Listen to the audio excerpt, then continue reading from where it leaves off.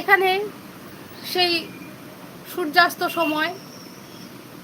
সূর্যাস্ত সময়ের যে রক্তিম আভা, সেই রক্তিম আভা ছড়িয়ে পড়ছে লাল মেঘে। সেই লাল মেঘটা দিগন্তে যখন, তিনি তো বঙ্গোপসাগরের ধারে, তো সেই মেঘটাও যখন রক্তিম সূর্যের সেই রক্তিম আভা মেখে যখন মনে হচ্ছে যেন ওই সমুদ্রের জলেই মিশে যাচ্ছে। দিগন্তে আমাদের তো আকাশ আর জল, মানে যদি সমুদ্রের তীরে হয়, আকাশ আর জল এক হয়ে গেছে সেখানে। তো সেই লাল মেঘ কেমন লাল, পাকা কামরাঙার মতো।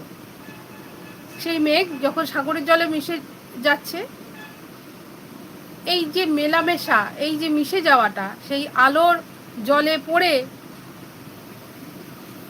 রক্তিম আভাটা জলে পড়ে, সেই মেঘের গায়ে পড়ে একটা ম্যাজিক্যাল দৃশ্য, একটা জাদু, একটা দৃশ্য যেন তৈরি হয়েছে।